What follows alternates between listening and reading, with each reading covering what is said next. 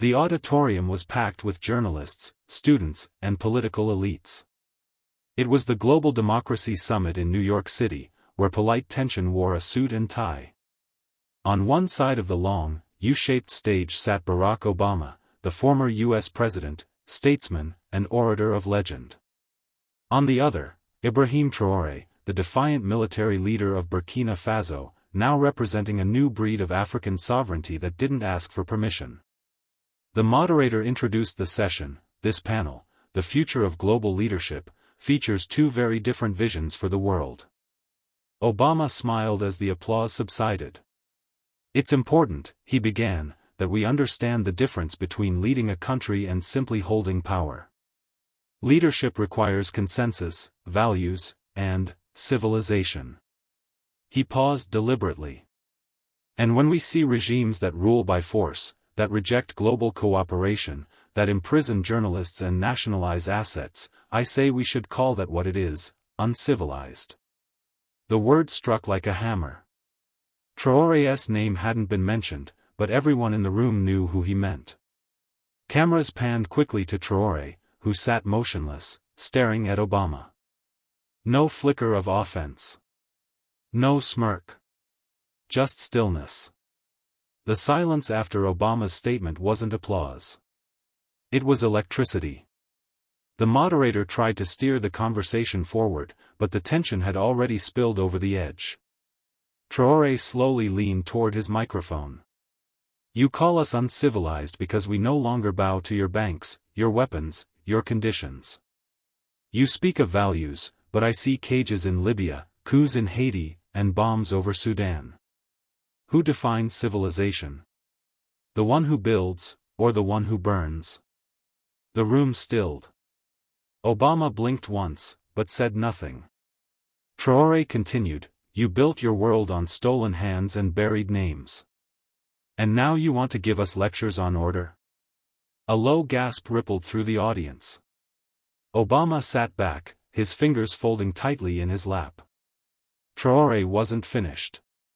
We may not wear your suits or speak your tongue fluently. But we are not your project. We are not your failed state. We are what comes after empires fall. The moderator's voice cracked as he tried to restore order. Let's take a short break. But there was no going back.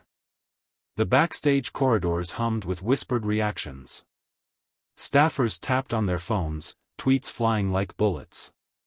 CNN's lower third cherin read, Traoré confronts Obama on stage, we are what comes after empires.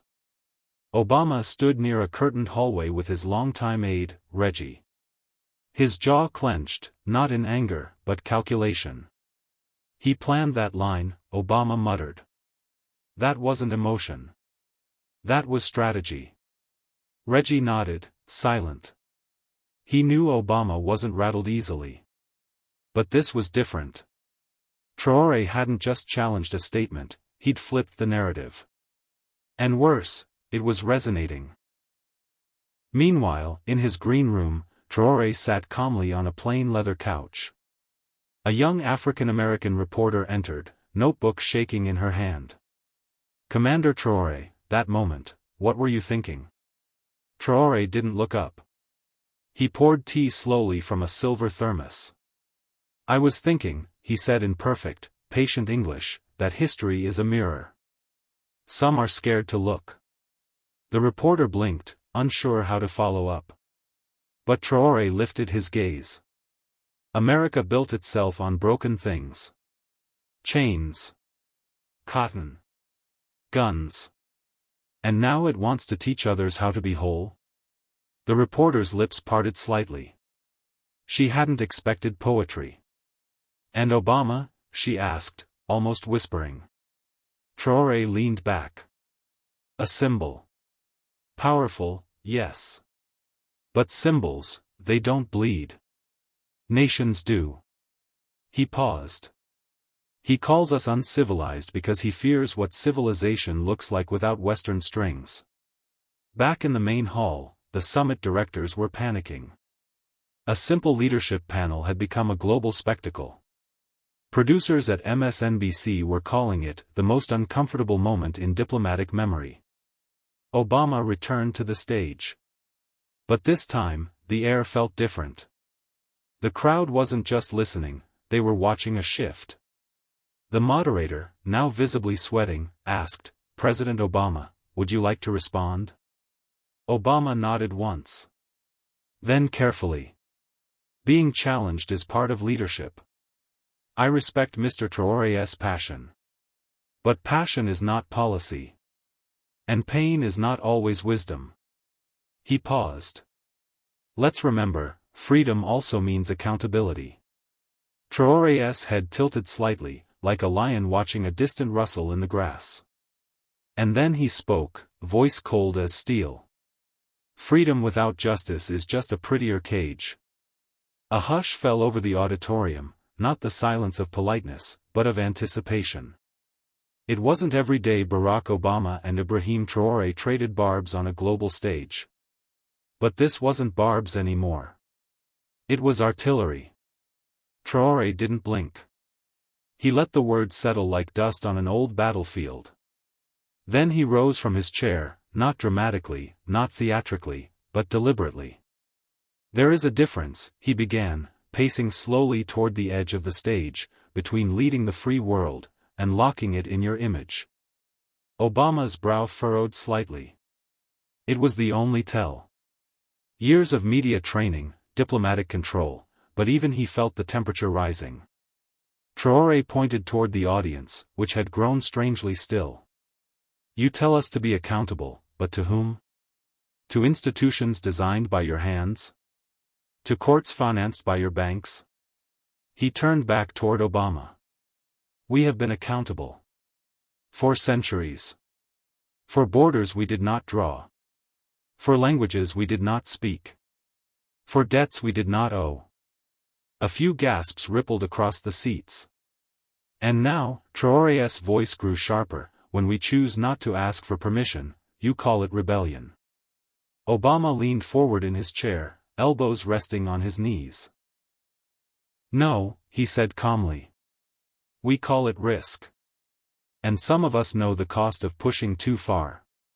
That was it, the edge. The veiled warning. The memory of leaders who tried to change the system and ended up buried beneath it. But Traoré didn't retreat. He smiled. Not arrogantly. Not smugly. Just enough to unsettle. "We know the cost," he said. "We've been paying it since before your constitution had ink." The moderator stammered, "Gentlemen, perhaps we could." But the audience didn't want it to end. A tension, electric and ancient, gripped the air. This wasn't a panel anymore. It was a reckoning. Then Traoré leaned closer to his mic. "You say pain isn't always wisdom," he said. "But sometimes, pain is the only thing that remembers." And the room, ambassadors, journalists, aides, didn't move. For a full 10 seconds, the only sound was the low hum of the lights above. Even Obama seemed unsure if he was still debating or being taught. Obama sat straighter now, his fingers interlocked, jaw tighter than before. The audience watched like spectators at a chess match that had turned into a firestorm. This was no longer a clash of policy. It was a confrontation of worldviews. "Let me be clear," Obama said finally, his voice regaining its calculated rhythm. "I've sat across dictators and freedom fighters. I know the rhetoric. I know what it looks like when power pretends to speak for the people." There it was, an attempt to reframe. To cast Traoré not as revolutionary, but as manipulator. But Traoré nodded. Not in agreement, but as if to say, "You just played your move. Now watch mine." "I don't pretend to speak for the people," he answered calmly. "I speak because they cannot. Or do you think they'd be here if they had your microphones?" A murmur ran through the crowd. Obama countered, "The tools for change are already in your hands. Diplomacy. Trade. Education. You don't need a hammer for every locked door." Traoré didn't hesitate. And yet, every door stays locked. Every key comes with a leash. And every time we say, no more, someone reminds us of the tools, which somehow always leave us where we began. There was no applause. Not yet. The room had entered a space beyond showmanship. Everyone knew they were hearing something unfiltered, dangerous even. Obama tried again. But isn't that the problem? You define freedom as separation. As rejection. True leadership brings people in, it doesn't push them away. Traoré turned slowly, facing the moderators, the cameras, and finally, the audience. Leadership that comes with conditions isn't unity, he said. It's compliance. You don't lead the world by welcoming voices, you lead by making sure they sound like yours. This time, a woman in the second row clapped once. Just once. But it echoed like thunder. Obama looked at her. Then at Traoré. And he knew.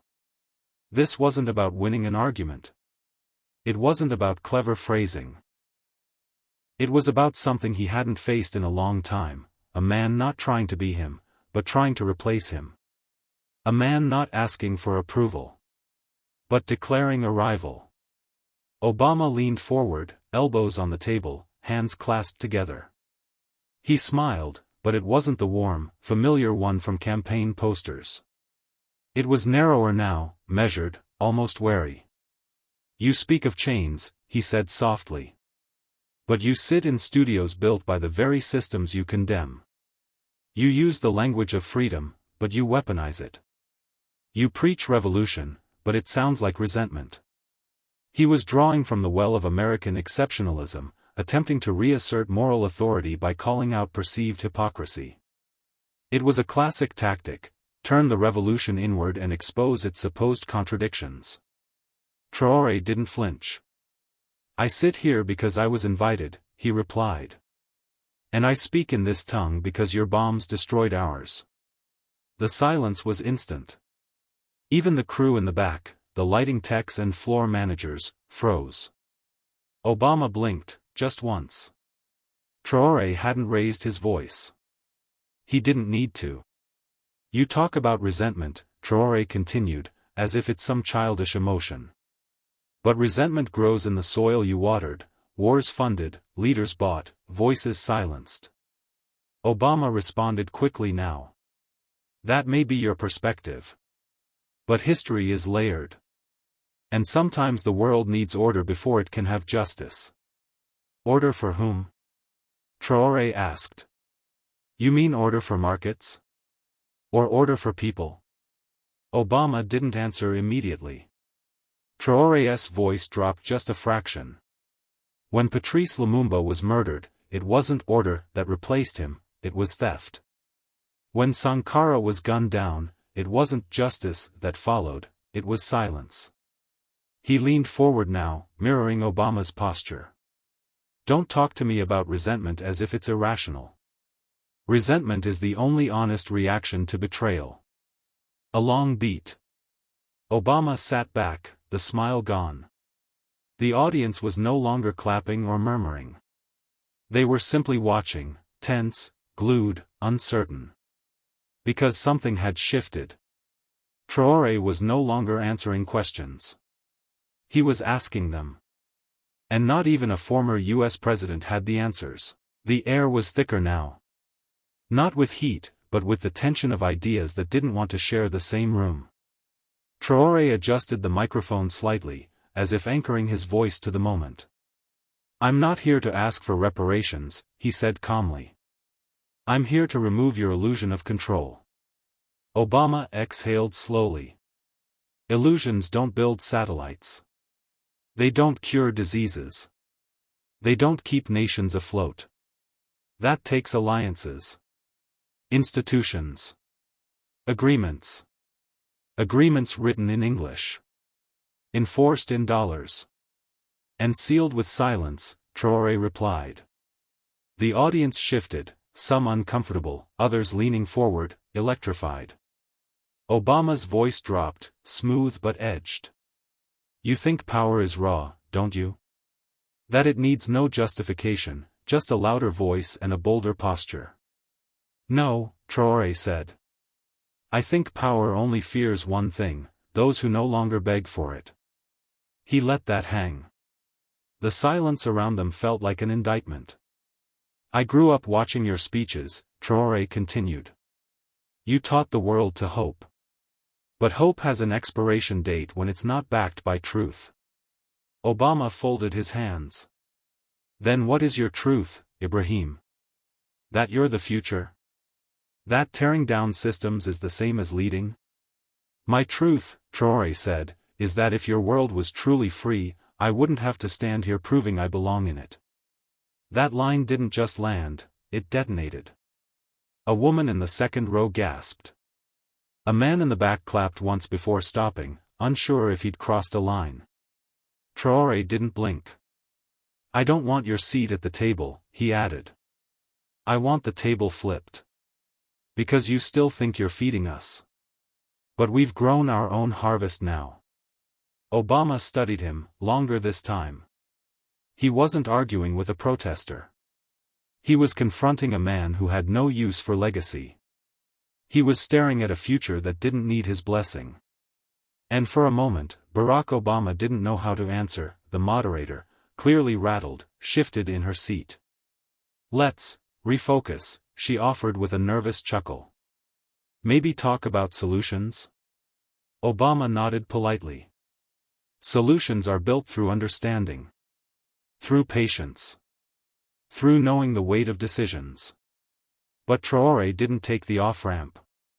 I understand weight, he said, eyes fixed on Obama. The weight of silence after your drone strikes. The weight of mothers burying children in villages that never knew what collateral damage meant. A few in the audience flinched. Obama's jaw tensed. Traoré pressed on, his voice calm but steeled. You speak of understanding. Then understand this, Africa isn't a battlefield for your morality plays. We are not broken people waiting to be rescued. We are the survivors of everything your world threw at us. Obama interjected. No one here denies history. But if all we do is dwell in grievance, how do we move forward? We don't move forward by pretending the past didn't steal the present, Traoré shot back. The audience was silent again. Not because they were bored, but because they were witnessing something raw. Unrehearsed. A confrontation that peeled away every polished phrase.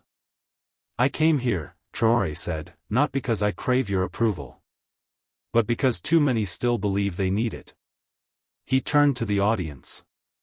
And if I am arrogant for rejecting crumbs, then let it be known, I came to reclaim the bakery. Obama's lips parted slightly, but he said nothing. Traoré's gaze locked back onto him. You asked me if I lead by tearing down. No, Mr. President. I lead by refusing to be built on lies. The moderator didn't even attempt to wrap the segment. The silence itself became the punctuation.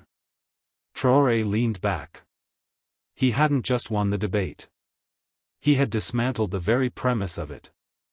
The stage lights dimmed slightly as the next segment was meant to begin, but no one moved. Not the moderator. Not Obama. And certainly not Traoré.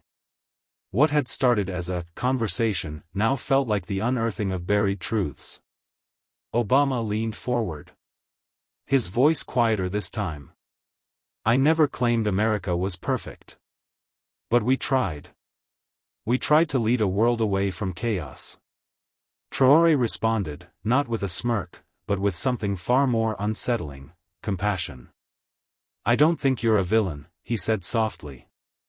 That's what makes this harder. You're the man who made millions believe justice was just an election away. But hope without justice is a sedative. Obama's eyes flickered, caught between reflection and resistance.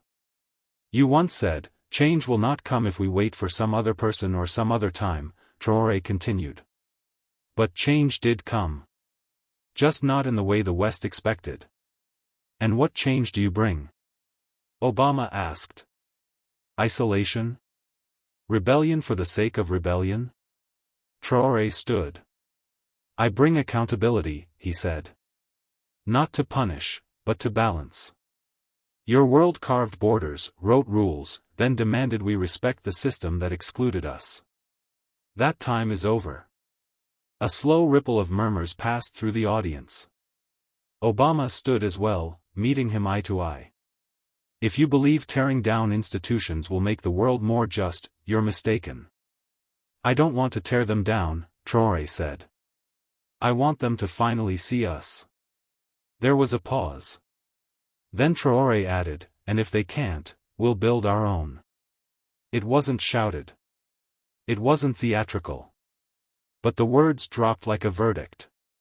The weight of a century carried in one man's resolve. A producer gestured off stage, signaling for commercial. But neither man moved. Obama finally said, "Then I hope your generation can carry that weight." Traoré replied, "We already are. And we're not asking for permission." The lights dimmed. But the conversation had already burned itself into the minds of everyone watching.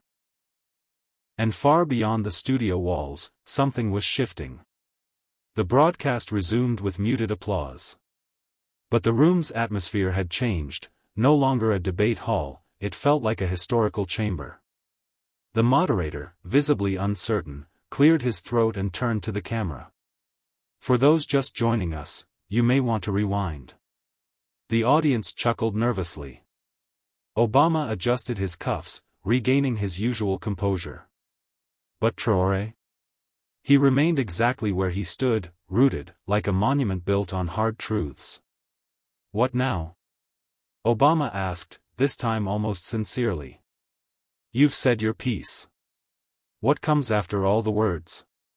Traoré nodded slowly. "Now comes the work."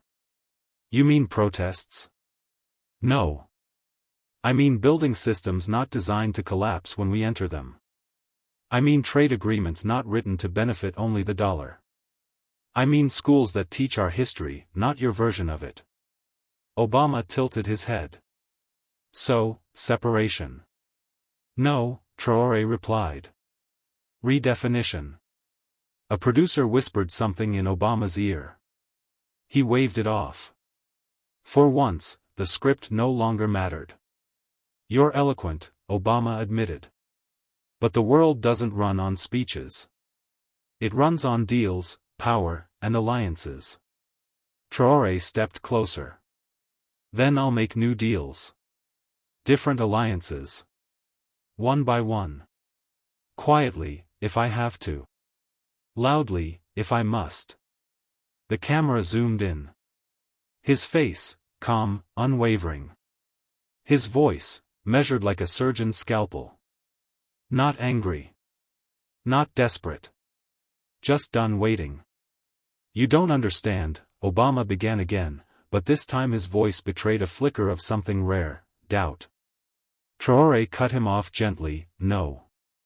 I do understand. I understand your caution. Your hope. Your fear. But I wasn't raised to wait. I was raised to rise." The studio fell into silence once more. No cue cards. No applause signs. Just reality catching up to history. And in that moment, across living rooms in the US, cafes in Europe, newsrooms in Africa, and parliament chambers in Asia, one question echoed. Had a new global voice just declared itself, not with missiles or sanctions, but with a sentence? The broadcast was supposed to end 10 minutes ago. But no one moved. Not the anchors. Not the guests. Not even Obama. Traoré reached for the microphone, one final time. "I didn't come here to humiliate a former US president," he began, calmly. "I came here to speak plainly. To say what millions don't get the chance to say, because the rooms where history is written rarely have open doors." Obama watched him now with a different gaze, less political, more personal. Like a man realizing he had underestimated not just an opponent, but a moment. "We were taught to respect your institutions," Traoré continued. "But not to question why we weren't invited to shape them. You said we were uncivilized. But civilization isn't about suits and speeches. It's about dignity. And that, he said, pausing, that was stolen. Piece by piece. Treaty by treaty. Smile by smile. Silence. He turned to Obama. I don't hate you. I just refuse to be you. It was like thunder wrapped in silk. Obama leaned back. There was nothing left to say. Even the most seasoned debaters watching from Washington to Brussels knew, the debate wasn't just over. The ground had shifted. And in homes around the world, viewers weren't just clapping. They were thinking. On TikTok, Gen Z started remixing Traoré's lines into protest videos. On X, hashtags like #NotYourStoryline and #DignitySpeaks began trending globally. On African news channels, pundits didn't analyze, they applauded. That night, CNN aired a segment titled, Traoré, a leader or a lightning bolt? In Paris, a retired professor wrote in Le Monde, for the first time, I saw the colonized speak to the colonizer with neither rage nor apology, only resolve. And in Washington, a quiet meeting was held in a backroom of the Capitol. No cameras. No press. Just one question asked. Do we ignore him, or do we engage him? Because Traoré hadn't just walked into their room. He had redefined it. What began as a televised debate ended as a reckoning. In a room built by power, Ibrahim Traoré didn't raise his voice, he raised the stakes. He didn't just answer a former U.S. president. He answered centuries of assumptions, of hierarchy disguised as diplomacy. Obama came with legacy. Traoré came with truth. And in the silence that followed, the world heard the sound of something shifting. This wasn't about left or right. Africa or America. Past or future. It was about dignity. And for the first time, dignity didn't knock, it walked in uninvited. So when you hear the words civilized or grateful, remember this moment. Because in the war of narratives, the sharpest weapon is not anger. It's clarity. And Traoré made it clear, he doesn't want a seat at the table. He's building a new one.